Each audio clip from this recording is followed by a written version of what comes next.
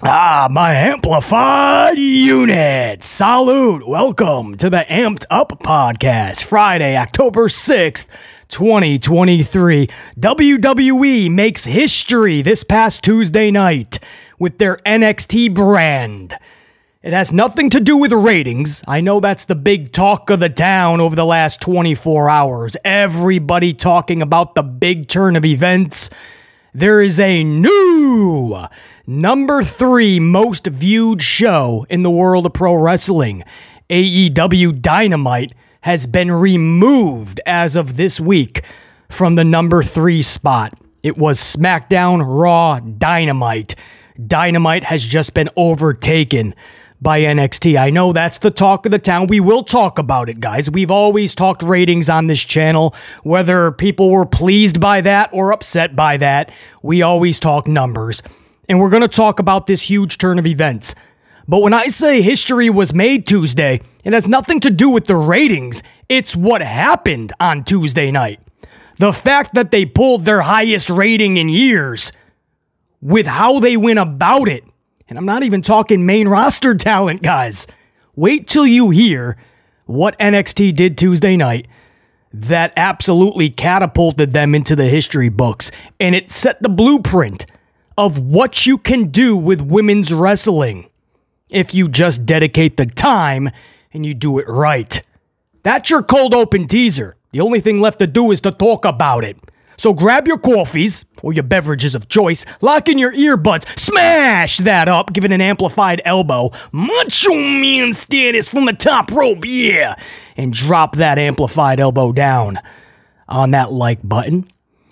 And come on back so we all can get amplified.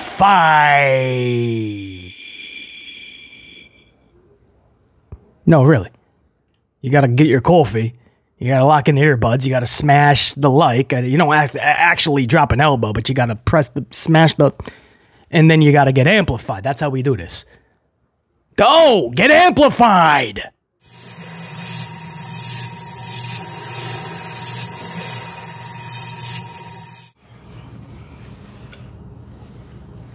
October 6th, 2023, which means we are one night away from WWE Fastlane, their next big event tomorrow night. And BC will be live on the channel covering that entire event, top to bottom, start to finish, beginning to end. So hopefully you guys can stop by, even if only for a moment. Say what's up to BC, smash the up, and show that love and appreciation. And that appreciation is right back to you. I know a lot of you guys stop in and out after every match just to see where we're putting a tally, good, bad, or ugly column, and to see what we have to say as an entire unit about the match that just took place. I appreciate you guys as well. And then there's hundreds of you guys that stick around for the entire stream live. Obviously, I appreciate that to the most amplified of measures because then we're just hanging out and chilling. So for everybody, with everybody tuning in and listening in tomorrow night, I appreciate it. Just letting you guys know up front, that is the plan to go live tomorrow night for Fastlane. Hopefully all you guys can stop by and say what's up and chill a little bit. Have a coffee, have a beverage.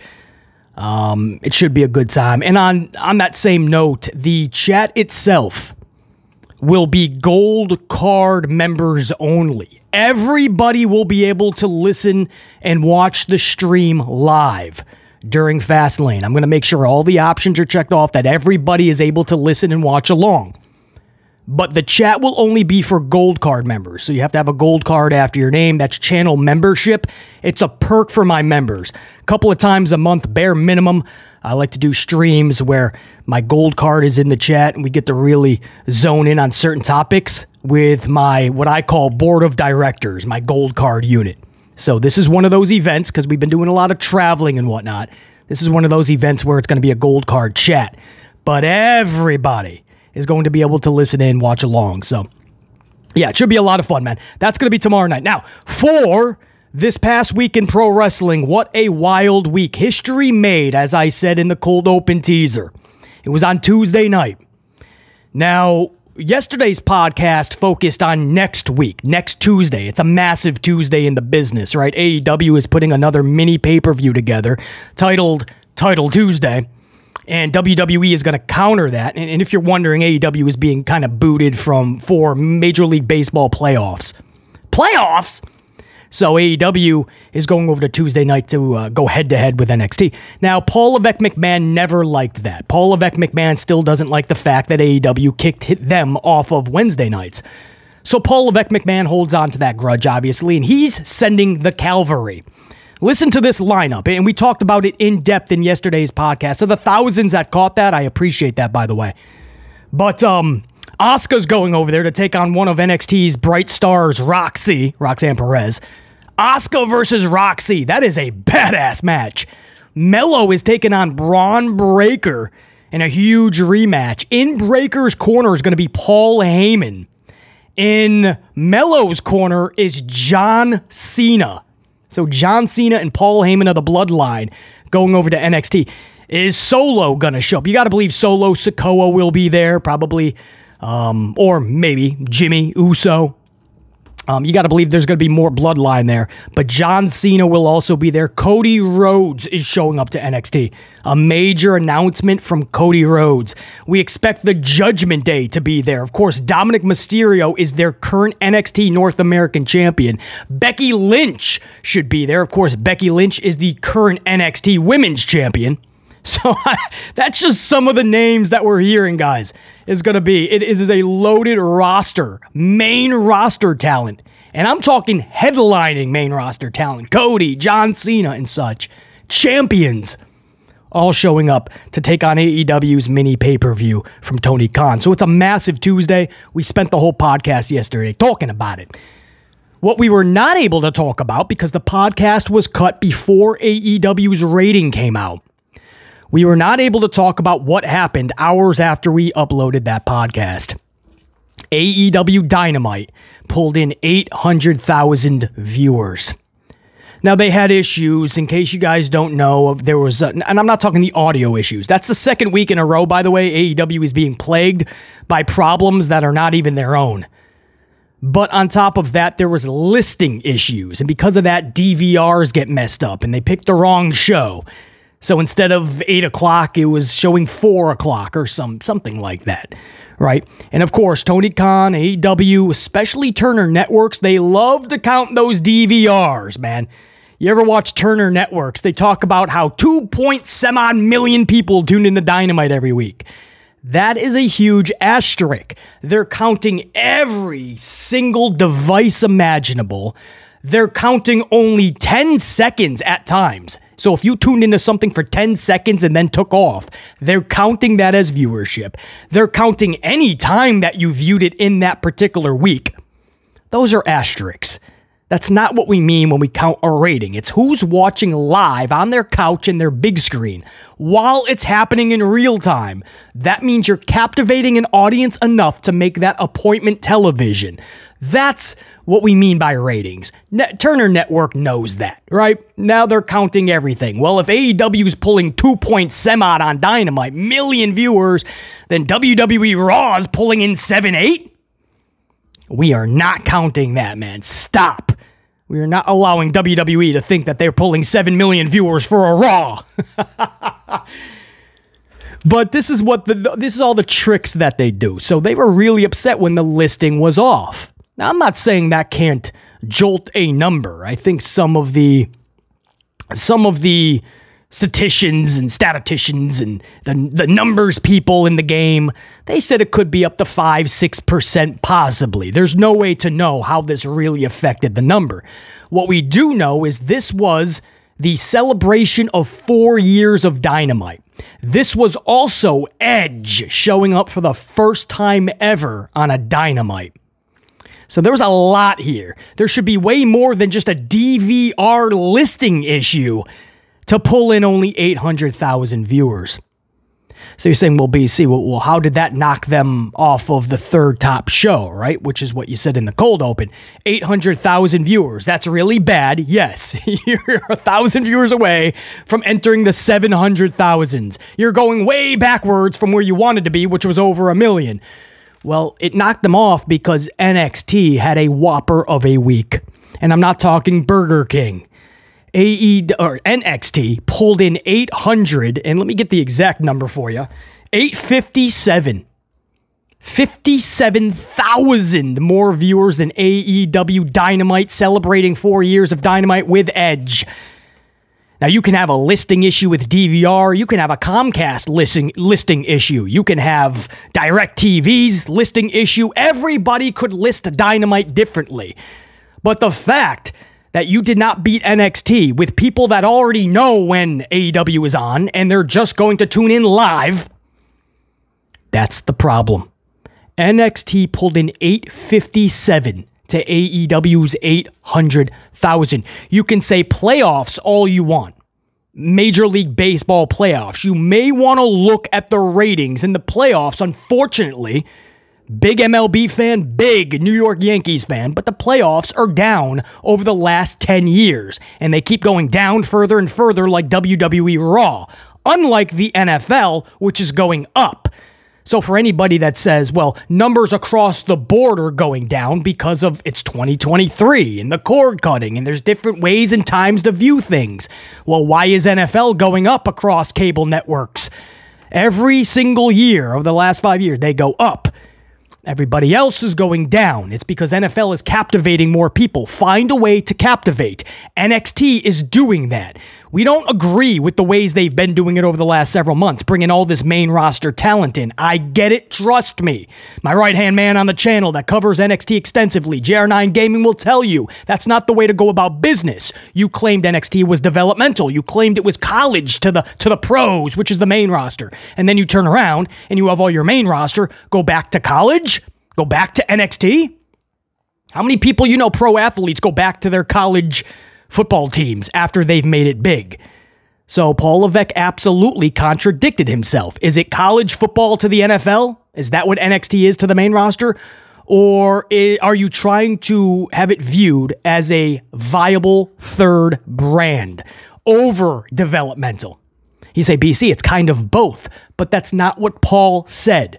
When he was asked directly, how do you feel about AEW whooping that ass? Maybe not exactly like that, but he was asked about AEW taking him off Wednesdays, beating NXT.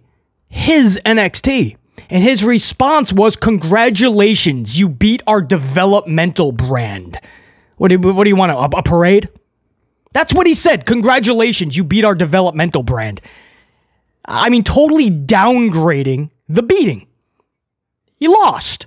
Take it on the chin, right? Instead, he's got to say, oh, you beat our developmental. You didn't do anything. But now you see what's happening. AEW is competing next week, sending over this little mini pay-per-view, and now the cavalry is showing up, right? Trust me, I don't like the ways they went about getting a lot of their ratings over the last couple of months. This past Tuesday, it wasn't an influx of main roster stars that did it, though. The bulk of this show, or near half, was all women's wrestling. Women's angles, women's storylines. And they pulled 857,000, defeating Dynamite. So it wasn't just main roster, an influx of main roster talent. And what that did, guys, is it removed AEW from the third most viewed wrestling promotion. In terms of viewership, it removed AEW from the third spot, and it's been there for 4 years. Since AEW Dynamite has taken the airwaves, it's been the third most watched, most viewed wrestling program. SmackDown, Raw, AEW Dynamite. This week, NXT removed AEW, booted it to the fourth spot. NXT took the third. Now WWE owns a monopoly. The top 3 spots are now WWE SmackDown, WWE Raw, WWE NXT. And then Dynamite comes in at 4 with a distant 800,000. So that's 2 weeks in a row, guys, that NXT has defeated AEW Dynamite, right? Last week, AEW Dynamite 855. Right, so it defeated last week's number and this week's, is my point. Right, now last week didn't have a listing issue. Last week had some programming issues, right, with the sounds and commentary being muffed. A little bit like this week, but even worse last week. But the listing issues were this week. So why did they only pull 850 some odd last week? That's what I mean. AEW was already around that number. NXT pulled the 857. NXT beat last week and this week's Dynamite. So one, you can say, okay, 2 times, now the coincidence is going to become a trend. Next week, there is a very good chance with the influx of the main roster talent that NXT is going to defeat AEW again. There's a good chance, guys. Especially being on Tuesday, not Wednesday. Tuesday is the established NXT audience. That would be 3 weeks that the NXT number is defeating AEW. So that is big news, yes. The rating for Dynamite, 800,000. The rating for NXT, 857. By tens of thousands of viewers, NXT has become the 3rd most watched wrestling program in the pro wrestling world. Big news, right? We're not going to downgrade that like Paul Levesque McMahon did when AEW defeated them. And you can say, well, this is only a week, BC. This is 2 weeks. Okay, next week will be a 3rd week. That's nothing. They'll be right back to it. Second, the main roster talent's off and people get tired of NXT. AEW will be 3rd again. Maybe. I almost said probably, like it's a given. But with AEW, you don't know. They've had CM Punk. They've had Edge. They've had top names. And it's almost like viewers turn away once they get them. It's very odd. I don't get it. Now, if you break down, and we're going to get to the history, guys. We're going to get to how NXT made history. It wasn't even in the ratings, becoming the 3rd most watched show. That has nothing to do with the history that was made. That has to do with the ladies. And we're going to get to that in a minute. But what I would like to do real quick is just to break down that Dynamite and maybe see where there was a failure to communicate. Segment 1 pulled in 804,000. Well, that's the first big problem. Usually, don't they still have the Big Bang Theory that leads them in? Or was there a baseball game that led them in? Maybe I don't know. You would think that would be more viewership. I don't think there was. 804, I mean, they used to pull way over 900,000 on the inch. 1 million viewers going into AEW Dynamite, and then it would drop off a little. But to start your show with 804,000, not good. And then in segment 2, it dropped to 788. By segment 3, you were down to 715K. Segment 4 would bring you back to 796. And finally, by segment 5, you were at 849, which I believe was their peak. Segment 6, 819, so you dropped off. By segment 7, you dropped off back into the 795. And for Edge in Q8, you went to 809. That was your high, 809. Your overrun, because they went 8 minutes over, your overrun was 852. So if you count that overrun, that was the highest segment. Obviously, the overrun is always going to be because you do have people that their show has ended at 10 p.m. Eastern time. And so they're clicking through, right? Their show that ended at 10. So they're clicking through, or they tuned in for a show on Turner Networks that was on at 10, and they saw that there was an overrun here. So you're going to get a little bit of lapsed fans, right?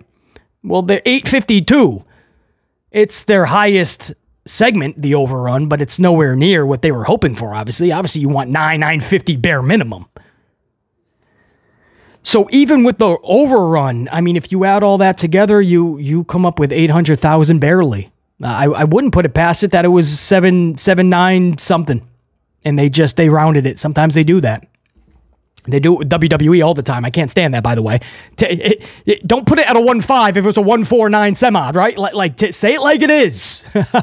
They need to know they're in the 1.4s. We're not just going to give you that 1.5. But from what I'm hearing, guys, it was the Cole-Roddy replay, the development between Adam Cole and Roddy Strong, and then the trios matchup. That was the biggest lull, 788 to 715. Those were the big lull points in hour 1. And that goes to show you what I've always told you about trios. A lot of people, they can only take so much chaos. 6-man tags are just nothing but chaos. They're tornado, multi-man, schmaz, circus fests. You can like it here and there, but when you have a whole division, when tag team wrestling needs all the care. If you're going to have multi-man schmaz matches, just do tag teams correctly, right? Do that right. Instead of doing many things subpar, do one thing really good and you'll make out like a bandit in the long run, and then you can go on to other things. Do one thing exceptionally good instead of many things subpar and mediocre. Try that. And once you conquered said thing, then you can go on to other things. It's what I said about Rampage. Get Rampage on track and a viable show that everybody wants to watch, and then way in the future get a Collision. Instead, Rampage is in the toilet, and they decide to add a third show. And how's that working out, by the way? I think Rampage just beat them in the ratings. Collision pulled 300 some odd thousand viewers this week. I believe Rampage actually beat them with high 3 to maybe low 400,000s, which is awful in its own right. So if you add in AEW Dynamite, Collision, and Rampage, maybe barely they beat Monday Night Raw's rating this week. And that's a maybe. Raw could have beaten all three of them together. That's not good. They need to find a rhythm. Whether you like it or not, you're going to have to eventually get casual fans and lapsed fans. You have to. Because what's happening in AEW is their diehard tried and trues are leaving. The ratings are showing you that. Stop with the cord cutting nonsense. Stop with the DVR nonsense. Stop with the highlights. They can watch highlights the next day. Stop. The fact that they no longer feel the need to tune in live on Wednesday nights on their couch tells you everything. It's no longer must-see TV. It's not appointment television. And there's no FOMO. There's no fear of missing out. And that's why you saw 950 for many months as their normal number, 950K. That somehow went to 850. And now they're about to dip into the sevens. Their own diehard tried and trues are leaving. Start to captivate the attention of others. You want your product to grow. And when these top companies don't do that, it's a ripple down effect to the Impacts and the MLWs and the local bingo halls. Channels on the tube, right? We all feel the effects when these companies can't get their acts together and captivate an audience. So the point is, man, these trios matches, they're not working. It's not pulling in viewership. You're losing viewers. Roddy Strong, with the roster you have, is not pulling in viewers. Dan Garcia is not. That's not shade. You have to look at what's working and what's not. You have a whole roster of top stars and the same individuals that would not make you look twice at them if you walked by them in a supermarket or a mall. Those are the people you constantly have on the show losing viewers. This is tough love right here. Somebody's got to call it like it is. Listing issues and audio issues are what is being blamed for AEW being removed out of the third most viewed wrestling show. NXT pulled 857 to 800. It's more than audio issues. It's more than listing issues. It's the fact that people feel the need to DVR it. But NFL's live numbers are up because people need to watch the NFL. They love it. They don't want to watch a replay, which you can get on the NFL Network. They replay all the games throughout the week. You can watch the highlights and save yourself 3 hours. No. You can DVR it. But no, they want to watch live because it's captivating. You know, in the Attitude Era, guess what you had to do? You had to watch Nitro and Raw live. It's not the fact you didn't have all the options you have today. It's because that was beating football at times. That was must-see TV. It's called appointment television, and wrestling hasn't been that in over 10 years. AEW has become the third most viewed show for pro wrestling this week. Can they hang on to that? We'll see. This is a wake-up call to AEW. You know, every time Dynamite leaves the airwaves, you always hear people go, that was a fantastic show. What a phenomenal show. That was an amazing AEW. I get it on my channel, right? AEW was amazing. Right? I'll say 2, 3, 4, 5, 27 things that needed to be corrected on a Dynamite. And you'll get people that are like, it was amazing, huh, Beasley? Like, not so much. And the rating is about to show you not so much. It was only a matter of time. I tried to wave that red flag for AEW. I tried to say, hold on, man. If WWE does a little bit of trickery here, sends some main roster talent, bulks up a show here, does a few things here, you could be getting beat because you're going backwards like Monday Night Raw in the ratings. If NXT can pull a couple 300,000 viewers out of nowhere, out their ass, you're going to get beat. A few months ago, NXT was in the 500,000s, and now they're 857. Just as I told you guys, a couple 300,000 out their ass, and NXT is now the third most viewed wrestling promotion, at least for this week. And Dynamite, AEW is wondering where the fuck we went wrong.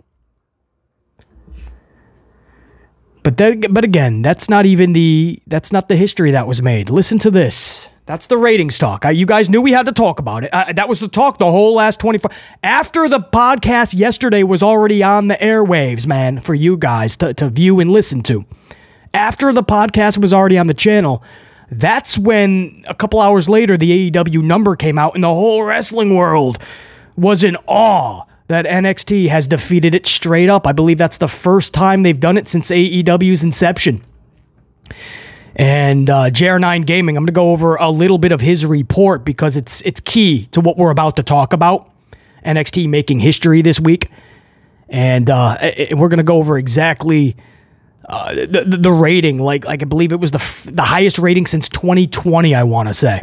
So for a few years, it was the highest rating. In the 6th overall highest viewership, I believe is what JR9 Gaming said in his report. So we'll go over that. But this is massive, man. And this is all going into next Tuesday. If you didn't believe there was a battle between these brands, just look at what they're producing next week. Yeah, they want the rating. They want the ratings crown. Ratings don't matter? My ass. They matter more than you ever can imagine. And next week is about to show it. Tony Khan and Paul Levesque head to head. And they're rocking out with stacked, jacked, and packed shows. Listen to the history that was made this past Tuesday by NXT. And it has to do with the females, the ladies, rocking out big time this past Tuesday. I want to go to nearly half the show. For those that don't know what I'm talking about, nearly half the show was the ladies. It was dedicated to the ladies. That has not happened on a straight up non-specialized wrestling show. In other words, like a whole show dedicated to the ladies or just a straight up women's tournament, something like that. A non-specialized show. That has not happened in pro wrestling history. This wasn't like an Evolution or like a Queen of the Ring. This was straight up just a bunch of different women's segments. In fact, more wrestling matches for the ladies than the men. And again, JR9 Gaming has the actual statistic. We'll get to that in a second. But the ladies absolutely took over NXT this week. And they ended up with 857 and becoming the third highest rated or most viewed wrestling show, I should say, in 4 years, overtaking AEW. And they did it with the ladies, not the main roster talent. They did it with the ladies. So let me go over, by the way, and before I get to JR9 Gaming's report on this, because he's got much more vividly the numbers, I want to give a special shout out to some Amplified Unit members that sent a cool fee over to BC in yesterday's podcast upload. That's via the super thanks down below. We call them super chat super thankses. It's just a way to throw a cool fee over to the channel and show appreciation to the content creator.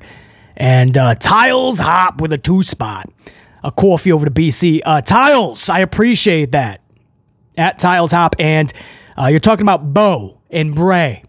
I'm just going to leave it at that because that's going to be something we're going to talk about vividly coming up soon. I want to have a separate conversation about Bray Wyatt and his brother Bo Dallas. And it's going to be a very vivid, detailed conversation. So, Tiles, I'm going to address that in the future, believe me. I appreciate the coffee. And I appreciate the comment, though, because that is going to be discussed big time, man. Bray Wyatt, Bo Dallas, shall the legacy continue? We're going to talk about that. Nasir Alexander with a 2-spot coffee. Edge has never been a big draw, but 800K is embarrassing. I get it, though, because no one wants to see Nick Jackson versus some random holding a title to open the show. Yeah, well, 804-2788. That's a harsh comment there, Nasir, for Edge and AEW, but you're not wrong. They opened up with Phoenix and Jackson, and 800K, 804-788 by the time it was all said and done. You lost over 15,000 viewers. So I can't say you're wrong. And Edge, even with the overrun, was only able to garner 850 some odd. So NXT's total rating ended up beating Edge's even overrun segment. So it's a very harsh comment for AEW, Nasir Alexander, but I can't say you're wrong, dude. I mean, as far as never been a big draw. I mean, Edge popped ratings in the past, but there's something going on when they go to AEW. There's an initial pop, there's initial like headlines all over the place, and then people are already bored of it. It's like they don't have a real big storyline for these individuals. I'm not saying you can ever recreate the NWO, but think about how Hall and Nash came to WCW. It was a complete WWE takeover. That's how they made it seem, right? You talked all this crap where the big boys play. Well, here we are. Let's play. And Eric Bischoff and WCW, caught off guard, didn't know what to do. That was the storyline. It was fun, right? You had to tune into this. WWE started getting beat in the ratings. Even WWF/WWE loyalists had to tune into WCW because it was just captivating them more. Whereas when CM Punk went to AEW in his 2 to 3 returns to AEW, it was never into anything big. You saw it, you saw the headlines, you got the ooh-ah moment, and it was over. And next thing you know, he's in 6-man tags with FTR, taking on Bullet Club Gold. Edge shows up, and then you find out he's just doing this thing with Christian, and to a lot of people, it's not entertaining, it's not fun. It's just recreating WWE feuds. So, can't say you're wrong, Nasir Alexander there, man. There's a disconnect when these big names show up to AEW and then there's no interest afterwards by a lot of fans. Appreciate the coffee, dude. Always good seeing you up in here. Stegmeister! The Fiend Ash Stegels with a 2-spot coffee. Damn, I've got to work Sunday morning, so we'll miss the stream Saturday night, but I'll be sure to watch it Sunday. It will be. Stegmeister. Appreciate that, dude. Tomorrow's stream live covering Fastlane. I will make sure that it is available on the channel afterwards.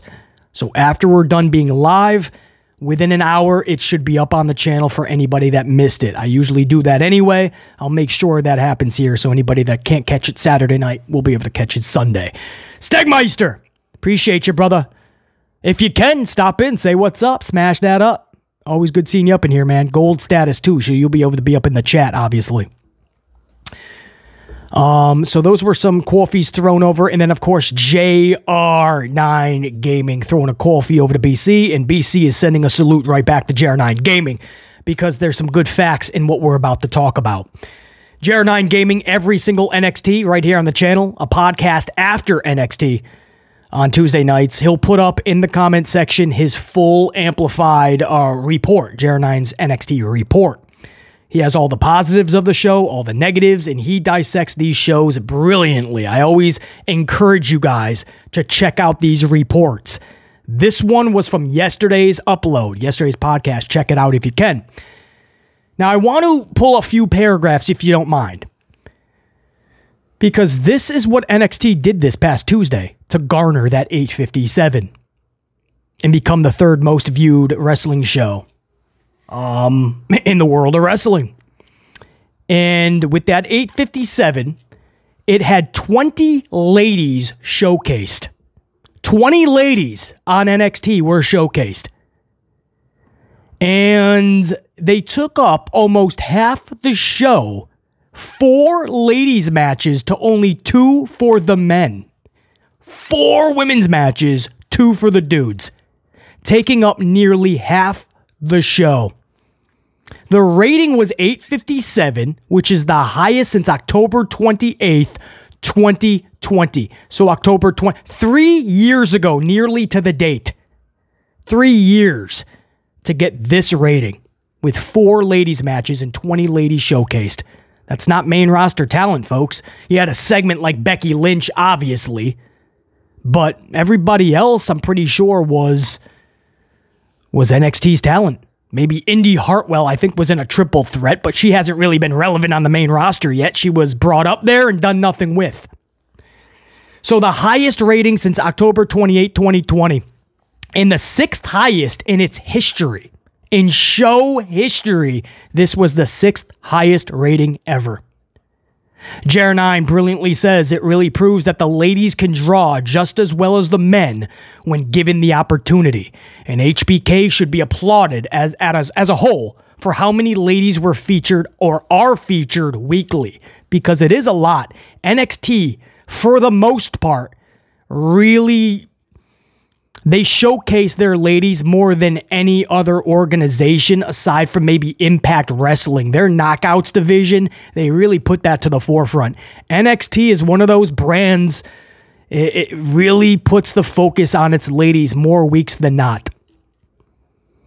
NXT dedicated around 50 minutes to the ladies with 4 matches in a row. From 55 minutes into the show to around 1 hour and 45 minutes.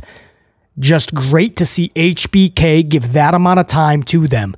Now, not everything they did was good, but regardless, seeing them get a significant amount of time to develop is huge when you compare it to the main roster and other companies who neglect the ladies. Now, when JR9 says not all of what they did was good, and one of his negatives, because he has positives and negatives, one of the negatives I did read, let me see if I can re-find it. There it is. Gigi versus Davenport, as JR9 says, was a weak match that ended with Blair having a tug of war over a steel chair with the ref, only to be rolled up. We call that a fruit. I could do that better, right? Fruit roll up. There, I know I could have more coffee, BC. We call that a fruit roll up on the channel. And it's never good to see in NXT, because usually NXT is doing better than the main roster. So I did catch glimpses of that, JR9, and I thought the same thing. You could have done this a little better. Not saying anybody would need to see Gigi and Davenport, but the way it was executed, I did feel could have and should have been much better. But in JR9's positives, he does talk JC and Thea having a showcase tag match, defeating Vice and Lopez. Electra Lopez is electric. Beautiful lady. Anyway, that's neither here nor there, but a good tag match there. As JR9 says, it was really enjoyable to see JC and Thea in a tag match. Both work well together, and this new dynamic is really connecting with the NXT audience. I did see the finish to that match, JR9 Gaming, and that audience was into that team. I was like, maybe they don't look like they belong, to be honest with you. Think about JC and think about Hale, especially together. And I'm not just talking height difference and one's blonde and one's brunette or black hair or whatever. But you wouldn't think they belong. But the audience, they're into this. And I was like, if it works, rock with it. If it ain't broke, don't fix it. Anyway, JR9 says, JC is a tag team specialist, so her hot tag was great and she does great crowd interactions, no doubt. Thea won via the Kimura, tapping out Lopez. Just a short but effective tag match in establishing their alliance. Plus, a JC victory is always a pleasant sight. If you don't know, JR9 is high on JC Jane. So, good to see that, man, and good to see her finally getting showcased. There was a while there where she was not even a part of the show, it seemed. JR9 not too happy about it. Then there was the breakout tournament, guys. If you don't know, I'm not going to spend 20 minutes on it. They've done one in the past, couple, right? The breakout tournament. It's not a new concept, and it's actually pretty fun. It gets to showcase a lot of ladies you probably have never heard of. BC probably doesn't know much about. So the breakout tournament kicked off. Kalani Jordan versus Izzy Dame. See, that's one of them I don't know a lot about. Probably even bashing the name. Izzy Dame? There you go. Kalani's athleticism, really impressive. Izzy, or Icy, didn't impress me that much. Just came across as a powerhouse that still has a long way to go. Jared, I don't know anything about this lady, but hopefully she gets into a groove and can be something special. I think Kalani, obviously, the way to go. Kalani won via a well-executed split-leg moonsault. Okay. Melina somewhere is saying, hold my coffee. This opening match was mostly about showcasing Kalani. Yeah, you can tell, JR9, that they're really big on Jordan. So this is just one of many, many victories in her career to come. We already know that. You've read a lot on this lady like I have. They're really high on this Jordan.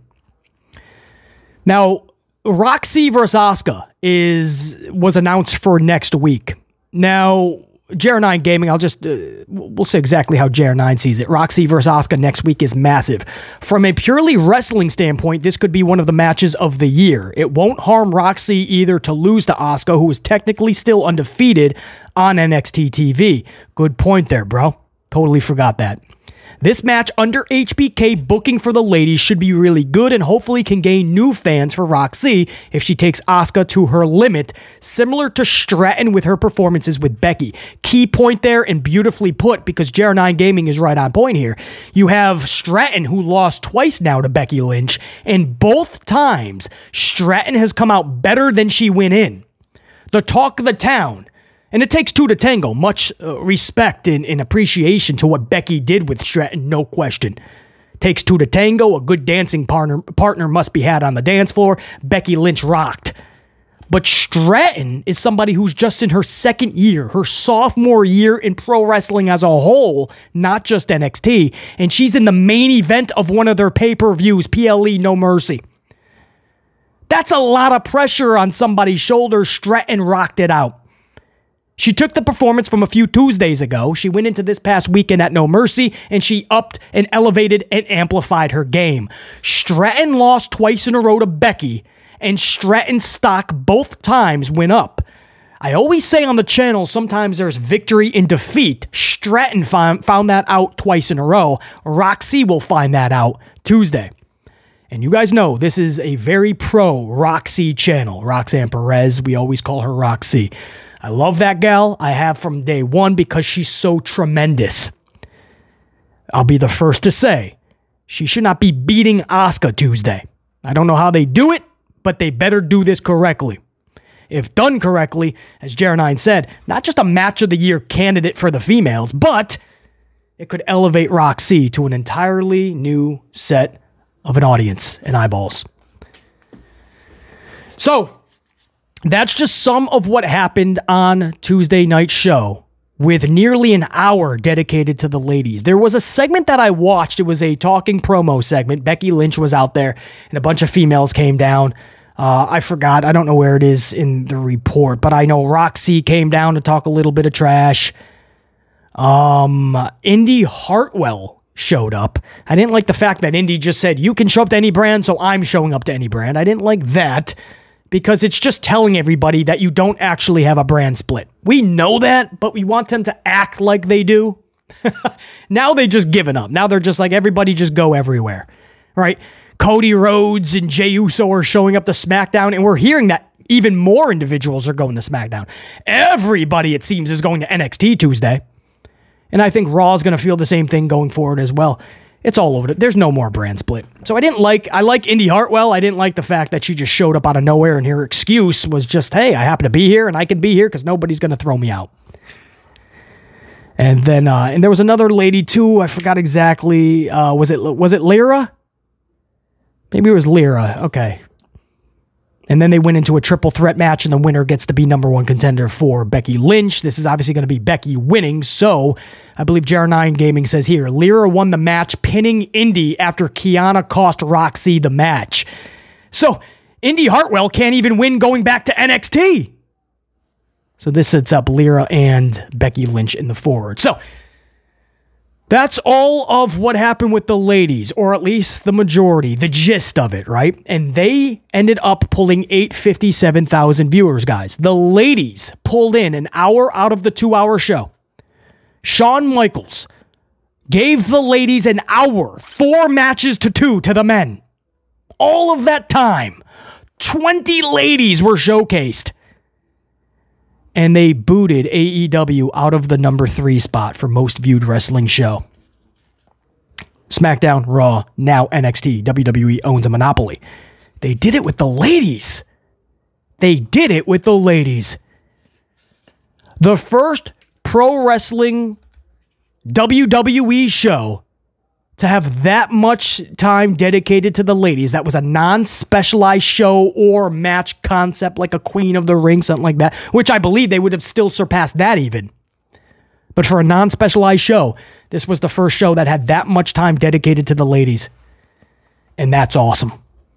That shows you, as Jared somewhere in this report said, that shows you that if done correctly and if you dedicate the time, people are going to view the ladies. Women's wrestling can absolutely work.